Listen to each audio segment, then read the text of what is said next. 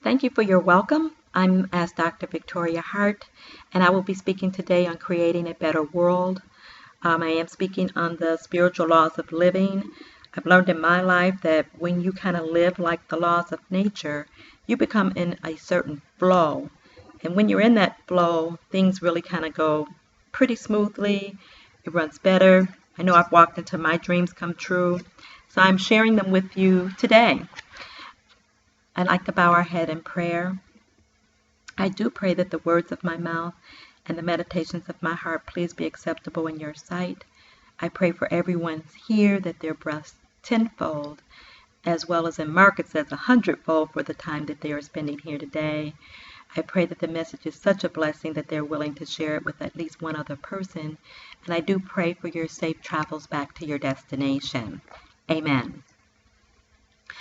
Ralph Waldo Emerson was very clear when he said, quote, "The way to mend the bad world is to create a right world," unquote. So let there be peace on earth and let it begin with me are the opening words to a famous hymn.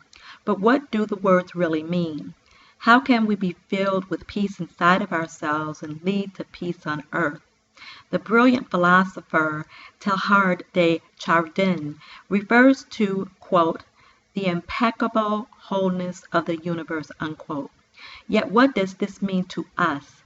It means that we are part of a universe. We are part of the wholeness of the creation.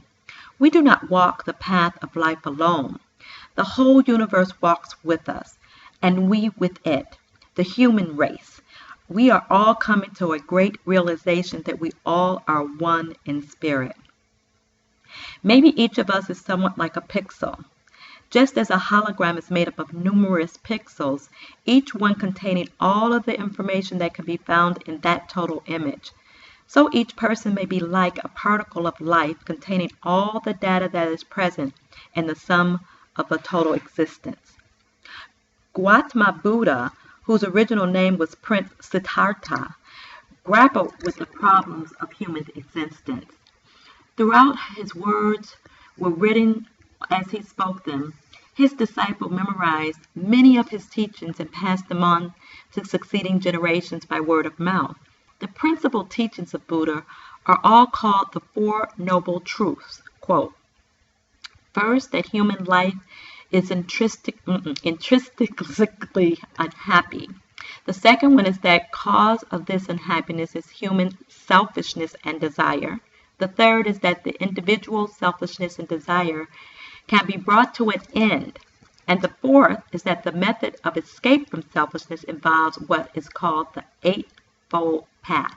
The Eightfold Paths include, right views, right thought, right speech, right action, right livelihood, right effort, right mindfulness, and right meditation.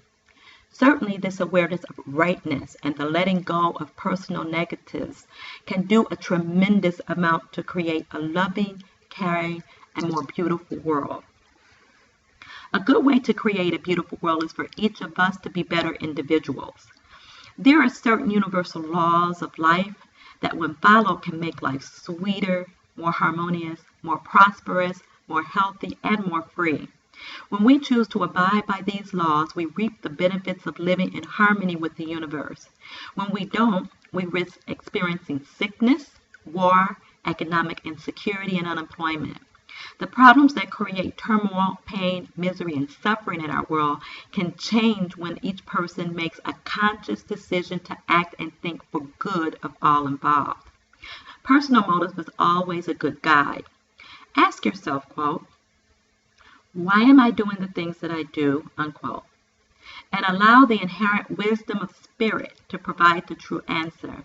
If your motives are pure, then good shall come of them. The positive ideas we believe in today can constantly expand and grow in our consciousness.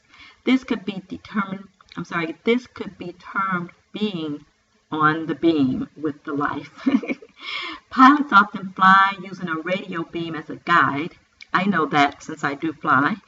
As long as they remain on beam, they are safe. If they get off beam, they are in danger. And as I said, I'm working to get my pilot's license, so I fly frequently a plane myself. and I know that one for sure. Each human person, too, has an inborn being. It's called a conscience. While we are in tune with the way things were designed to be, we are safe. When we are out of tune, we may show it in the form of greed, fear, sickness, addictions, and jealousy. By thinking and acting always with good in our hearts, by becoming responsible for ourselves, and by recognizing, as an old Irish saying says, quote, if you see a job that needs to do, then that means it's yours to do, unquote. We can begin to change a wrong world into a right world. It is time to stop saying that they need to be changing things around here. When we start saying, I need to be giving life a helping hand, unquote, we begin to benefit from life ourselves. It has been said, quote, a journey of 1,000 miles begin with the first step, unquote. So let each of us take that step and make it count. And let's begin to help make this world be what we really in our hearts want it to be.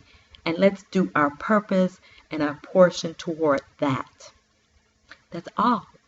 I thank you for tuning in. I hope it's food for thought. I hope it blessed you in your spirit some way where you feel led to share the message and pay it forward. And again, I pray your safe travels. I pray you have a divine day. Be blessed.